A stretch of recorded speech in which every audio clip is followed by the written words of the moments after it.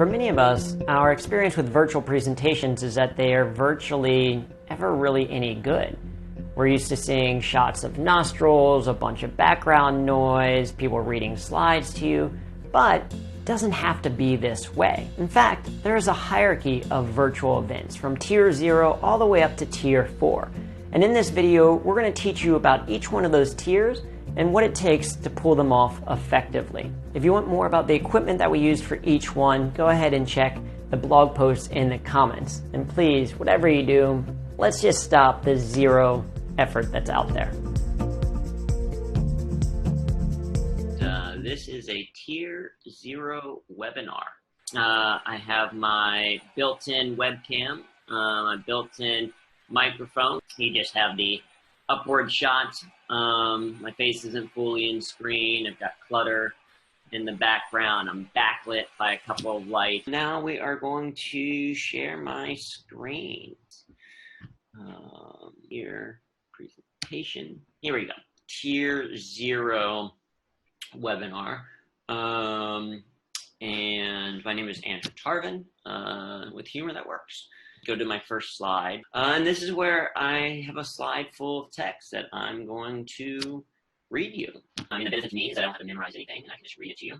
The giant disadvantage to you and to the idea of online learning in general is that it's not very exciting, engaging, or effective. If everything I want to say is on the slides, I might as well just sit through the slide deck and then go for a nice walk, or grab a milkshake, or at least take a nap. Note, it's also particularly bad if you have a typo in the slide, and that forces you to read it all. Here we are for a tier 1 webinar. The technology is exactly the same as a tier 0, but the experience is already a little bit different. First of all, I've elevated or raised the camera and my entire laptop by putting them on a stack of books. I've changed my background a little bit. I've cleaned it up a little bit, tried to remove any clutter, and reframed the shot just so that we don't have way too much light or backlight in the frame. Also, other differences that you notice, we tried to keep things relatively quiet. Also, I am now wearing a shirt, at least, nicer shirt, button-up shirt. I have showered, I have shaved. I'm going to share my screen as part of a presentation to have already put that presentation into presentation mode. We have tier 1 webinar. My name is Tarvin, representing Humor That Works. There is no wall full of text. I'm not reading everything out to you word for word. It's more of a bullet point form.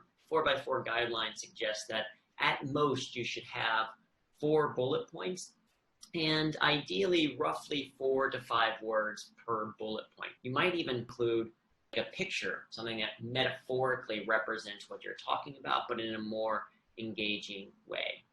You can also start to take advantage of things like the chat feature. Encourage people to say, hey, in the chat, share on a scale of 1 to 5, how are you feeling about this type of content?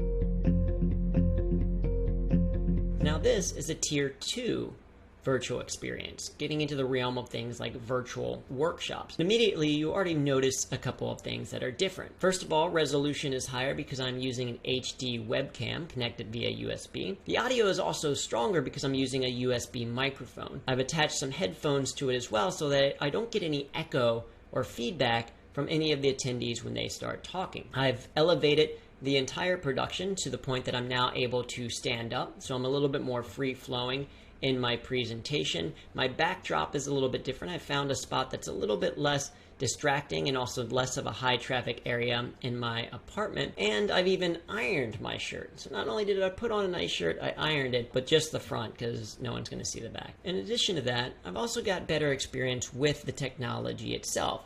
So things like going into slides is a lot more seamless.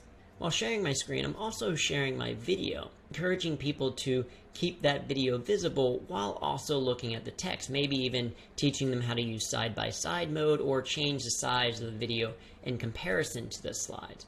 This is so that instead of just seeing a static image, they're also still seeing someone who is presenting to them. The slides themselves are a little bit more visually compelling, still using bullet points, but also incorporating animation so that the slides build over time and there's not just one static image on the screen. I'm also doing whatever it is that I can to defend against death by PowerPoint. That might include things like incorporating a little bit of humor. perhaps sharing a funny picture of a sign that you've seen. I'm also taking advantage of some more advanced webinar technology. In addition to encouraging people to use the chat by giving them various prompts, such as on a scale of 1 to 5, or type Y for yes, N for no, or just asking simple questions of like, where are you dialing in from today, I'm also making use of things like polls and breakout rooms. Breakout rooms give you an opportunity to pair people up in groups of 2, 3, 4, or beyond to create a little bit more engagement and an opportunity for networking. All of these things help to create a more engaging experience that isn't just sitting at your desk waiting for someone to stop talking. This is now a Tier 3 virtual experience. Already you're noticing that it is a little bit visually different than what we've seen before. First of all, it's a wide-angle camera shot. You can actually see whether or not I'm wearing pants. Not only am I wearing pants, I'm wearing my iron shirt, a blazer, and a belt.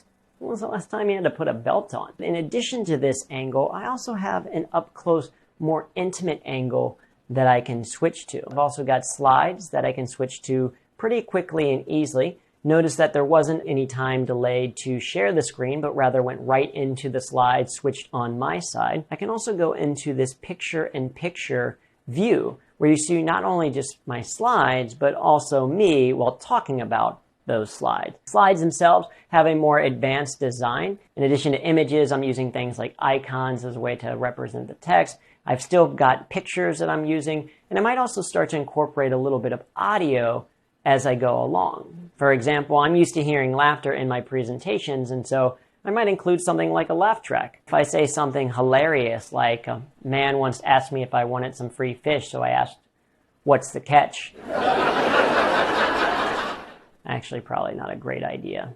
I would use it way too much.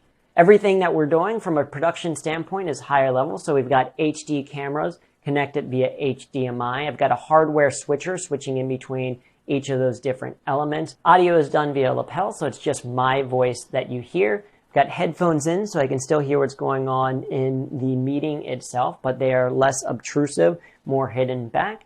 And lighting is a little bit better. And all of this is done in a seamless manner where the technology feels like part of the experience. This allows me to still do some interactive things in the chat, to engage people with things like breakout room, polling functionality. All of this is done to create a more engaging experience, something that feels different than a webinar or a workshop. It feels more like a virtual keynote, more like that main stage. It has room for inspiration, engagement, humor. And I'm wearing a belt. Up next is a Tier 4 experience, which is actually something that I can't create. Because that requires a studio. It requires more hands-on equipment. It's something that people like Dan Thurman, Vin Jiang, and Drew Davis are doing incredibly well, where they're seamlessly integrating multiple camera angles from HD cameras, very good audio. They're switching in between different types of scenes, so you can see them juggle or do magic or use a light board. They're also perhaps including pre-produced videos, seamlessly going in and out of a live experience, chatting with the audience into something pre-recorded. And all of this is done at an extremely high level, seamlessly working because they have a virtual producer, on-site producer. They've just done enough rehearsals so that everything works just as you would expect. You don't have to have a Tier 4 to have something that is engaging. It doesn't even necessarily have to be Tier 3 or Tier 2. At a minimum, we can all aspire to Tier 1. We can all raise our computers up a little bit, stop the nostril shots, clear the clutter behind us, and reduce the sound. If you're going to do workshops, elevate to a Tier 2 experience. Get an HD webcam, use a USB microphone, have some headphones in so that you don't get any feedback, and start to learn the technology so you have a seamless use of the interactive features that comes with it. If you're looking for then that virtual keynote experience, look at Tier 3. Have some HD cameras, maybe a couple of camera angles that you can switch to, and take advantage of some of the advanced features of the tools, things like breakout rooms, whiteboards, polling, interactive chat. And finally, if you got the space, the know-how, the resources, you can create a Tier 4 TV-like produced video for those really big events, for those really crucial moments, for those really compelling stories. Hopefully you've learned something from this. If you're interested in learning more, we have a link to a blog post in the comments that shares more details about each of the tiers, as well as links to some of the equipment that we use to make sure that we can pull them off. If you want to learn more about all of this, not just the production, but also the content and delivery, you can sign up for our Effectiver Virtual Presentations workshop, where you learn all the ins and outs of how to execute this for yourself, for your own meetings, and for your own audience. I think at this point I'm supposed to say don't forget to subscribe or hit the like button, maybe leave a comment on what you'd like for us to cover as well. But in the meantime, thanks for watching.